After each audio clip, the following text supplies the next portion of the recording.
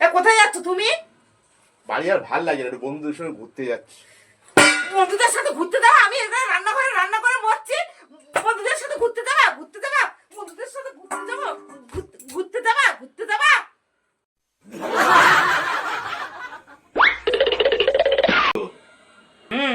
দেখতে দেখতে আমাদের বিয়ে 17 বছর কেটে গেল।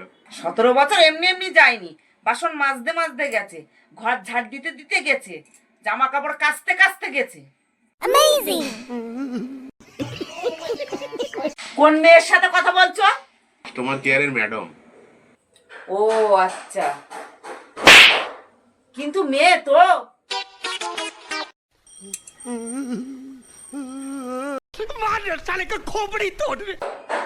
আমি আজকে একটা কথা বলতে চাই। বিবাহিত পুরুষদের জন্য না দেশলাইয়ের দরকার, না পাথর ঘষার দরকার, না লাইটের দরকার।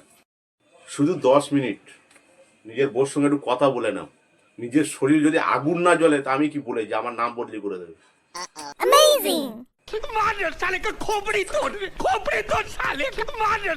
আচ্ছা, তুমি বিয়ের দিন পুরোহিত মশাইকে কি জিজ্ঞাসা করছিলে?